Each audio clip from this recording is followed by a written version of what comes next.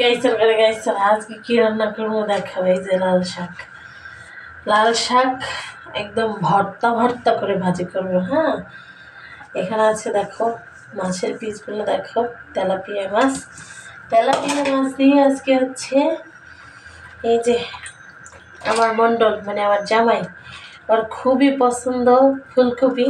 যেহেতু সকালবেলা দুইজনের মধ্যে একটু কথা কাটাকাটি হয়েছে, মানে আমার একটা স্বভাব, খারাপ না ভালো জানি না, কমেন্টে বলে যাবেন। মানে যদি একটু কথা কাটাকাটি হয় ওর সাথে আমার, ওই দিন আমি কী করবো, ওর মনের মতো ও যেটা খায় যেটা পছন্দ করে ওর মনের মতো করে রান্না করার চেষ্টা করি। তো যেহেতু একটু ঝগড়া হয়েছে, চিন্তা করলাম কি আর করার, যাই আজকে ফুলকপির রেসিপিটাই করি। কী মাছ দিয়ে করবো? তেলাপিয়া মাছ দিয়ে করবো। কারণ সব সময় আমি ব্রিগেড মাছ অথবা হচ্ছে রুই মাছ এগুলো দিয়েই করা হয়, তো আজকে করবো এই তেলাপিয়া মাছ দিয়ে। তো চলেন সাথে থাকেন আর দেখেন কেমনি কি রান্না করি।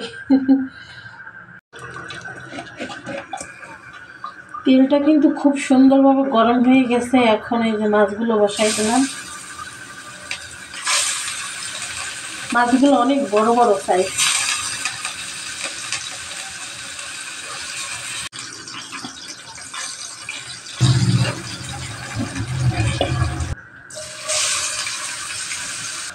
কাঁচামরিচ আর পেঁয়াজগুলো লাল লাল করে ভাজবেন। এখন এই জায়গায় আদা রসুন জিরে একসাথে মিক্স করে বাটা, এই যে খানিকটা দিয়ে দিলাম।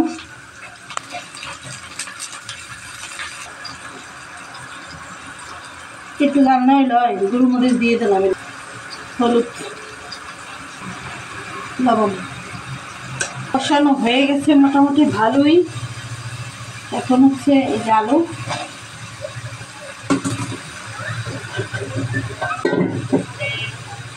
এই যে ফুলকপি,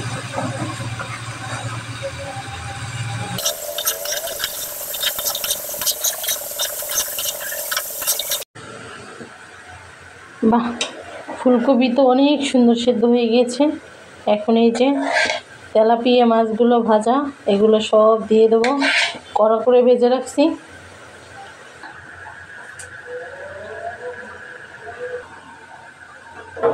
এই কড়াইটাতে এখন লাল শাক বাগার দেবো, তার পেঁয়াজ ভাজা ভাজা করবো।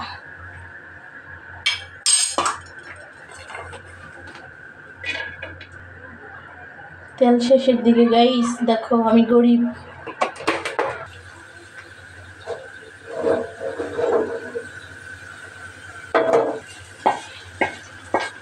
কি বাগাইছো আজকে? ফুলকপি।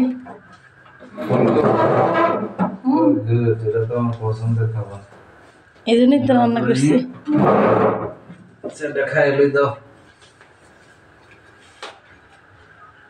তুমি খাবা না? না আমি খাবো না। না না, ধর এক টুকরা খাওয়া দেওয়া আসলে খাওয়াই দেবা? তাহলে খাইতে পারে এক টুকরা। তুমি তো কইলা খাওয়াই দেবা।